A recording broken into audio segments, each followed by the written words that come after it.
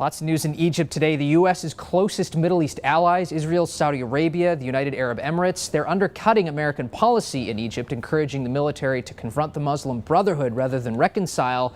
Matt Bradley, he's in Egypt this morning. Matt, good morning.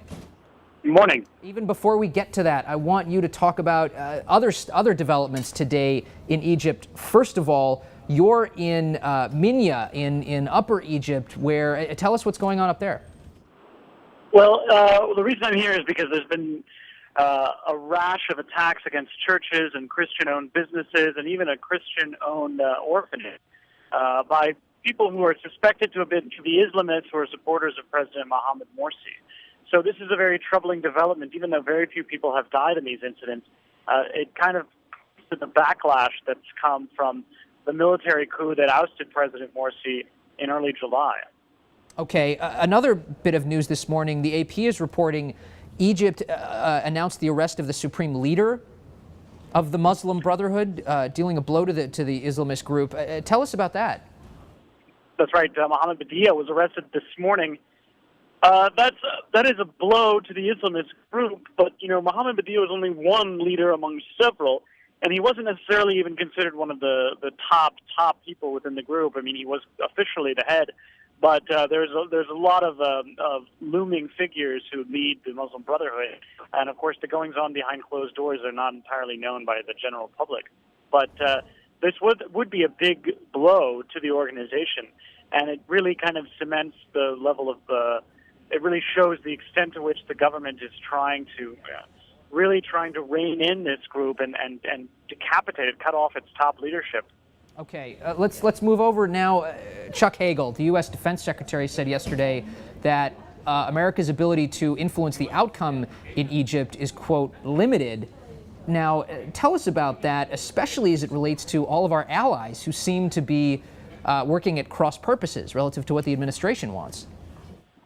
Well, American influence in Egypt has always been limited. The fact of the matter is that the $1.3 billion in military aid that the U.S. has given to Egypt every year for decades only been able to buy us certain perks, but it hasn't really been able to buy us so much backroom influence.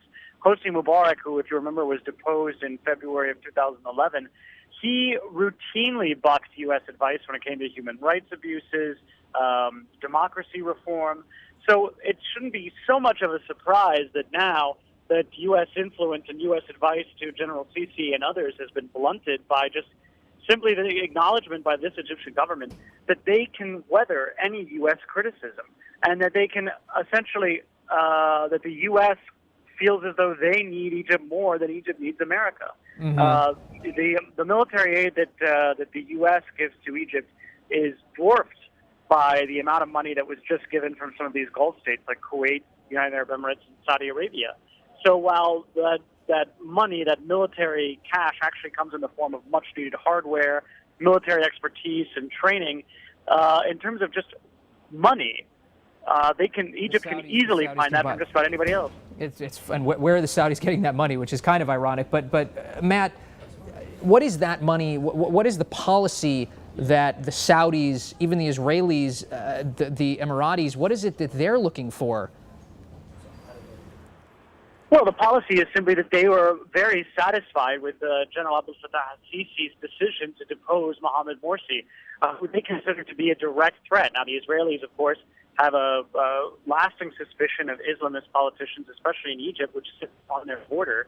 But Saudi Arabia and Kuwait and the United Arab Emirates are very suspicious of Mohamed Morsi and the Muslim Brotherhood, because the Muslim Brotherhood is a very large, shadowy organization that has tentacles in Muslim countries throughout the world and even in Europe and the United States.